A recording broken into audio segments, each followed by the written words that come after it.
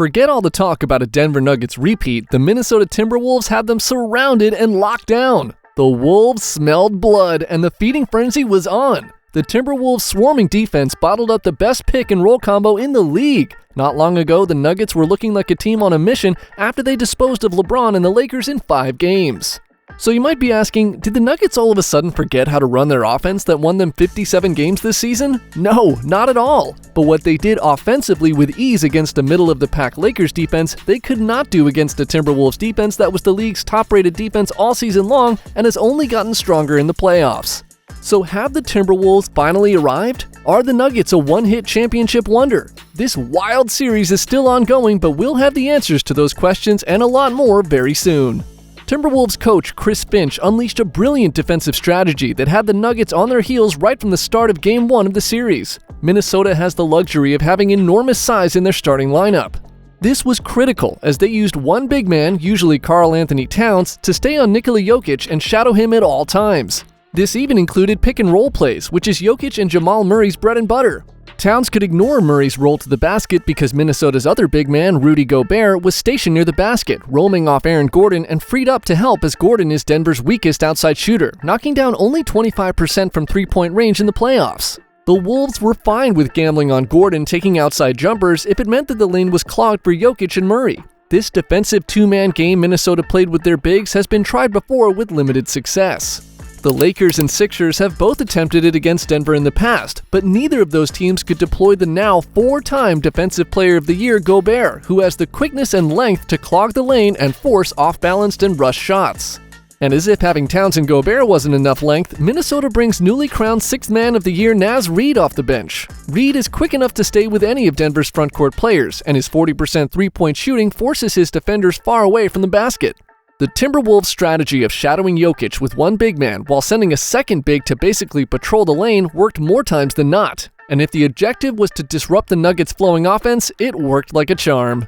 Nikola Jokic had to work very hard to get his 32 points on a not-so-efficient 11 for 25 shooting. The trio of Gobert, Towns, and Reid left Jokic weary and worn after Game 1. When asked how he can counter the Minnesota bigs, the Joker laughed as he told reporters, "Duplicate a clone of myself, and then I can be fresh when they sub another guy. I don't know, I think that's why they're good. They can play big, they can play small, they're long, physical, they rebound really well, they're aggressive. I'm satisfied with the shots that I took. Some of them I missed, some of them I made, so it's a tough game and they're a really good defensive team."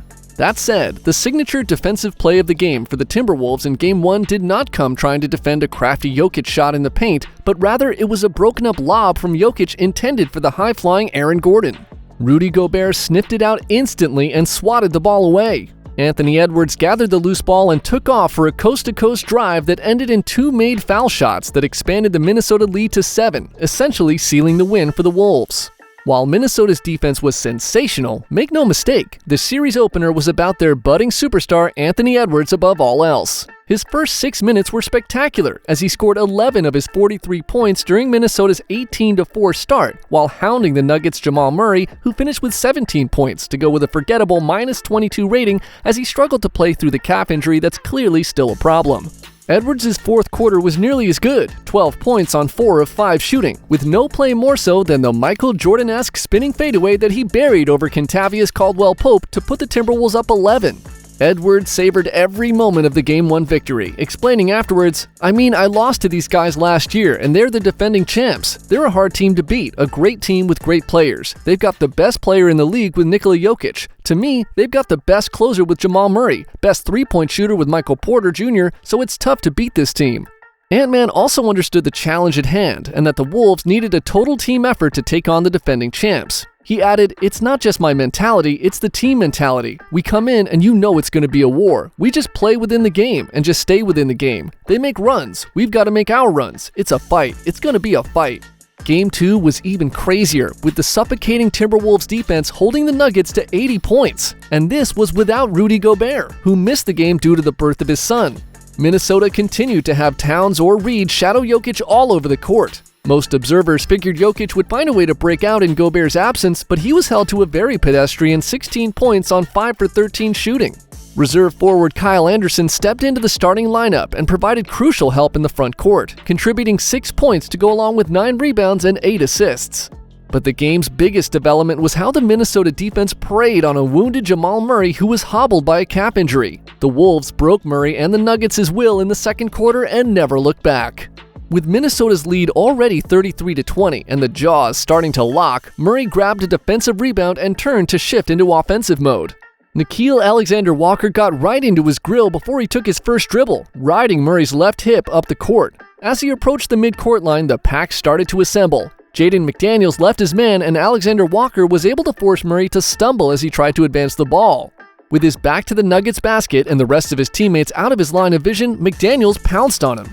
Alexander-Walker could have peeled off to cover one of the other Nuggets players to make sure they didn't lose anybody on the 5th-ranked offense in the league.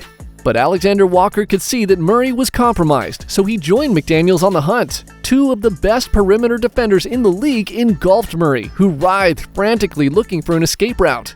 "He's in a straitjacket," TNT announcer Kevin Harlan said as he described the entanglement. Murray was able to get rid of the ball, and he flailed his arms looking for a foul call to save him, but the whistle never came. He would finish the game with just 8 points on 3 for 18 shooting. Things got so bad for a very frustrated Murray that he threw a heating pad onto the court from the end of the Denver bench while play was going on. Luckily for Murray, the referees did not see where the object had been thrown from and did not assess a technical foul. But before the Nuggets could even regroup, the rout was on. The Timberwolves led by 26 at the half and held on to win by the same margin. Would the Nuggets' reign on top be a one-year thing? Had Minnesota's defense catapulted their way into title contention? Charles Barkley thought the series was over after Game 2. Charles said so emphatically on Inside the NBA. Charles proclaimed, "The Minnesota Timberwolves are for real. They are going to sweep the Denver Nuggets, period." Even though the momentum was on Minnesota's side, nothing in the NBA is a sure thing. Mike Malone got his team mentally prepared to fight back. I asked them, did they believe that we could go to Minnesota and play against a great team and win 2 games? And the answer was an emphatic yes. The Nuggets went into Minneapolis and played their most complete game of the playoffs in Game 3. They dominated the Timberwolves right from the opening tip, en route to cruising to a 117-90 win. The Nuggets finally won the first quarter and took their first lead into a half during the playoffs. Nikola Jokic, Michael Porter Jr., and Jamal Murray combined for 69 points, and the stingy Denver defense held both Anthony Edwards and Karl-Anthony Towns each to under 20 points. Game 4 was a much more competitive game, but Denver pulled out another victory to even the series at 2 games apiece. Aaron Gordon erupted for 27 points, and Nikola Jokic regained his MVP form as he poured in 35 points in dominating fashion. The Nuggets also played the aggressive brand of defense that Minnesota had played in the series' first 2 games. So as of this recording, control of the series is up for grabs in Game 5. The Nuggets are finally locked in after sleepwalking through the series' first 2 games, and the upstart Timberwolves finally ran into a formidable foe after using their #1 rated defense to suffocate opponents as they went 6-0 through their first 6 playoff games. It should be an exciting finish, and the winner would seem like a strong favorite to come out of the Western Conference. What a time to be a fan! Don't you just love this time of year?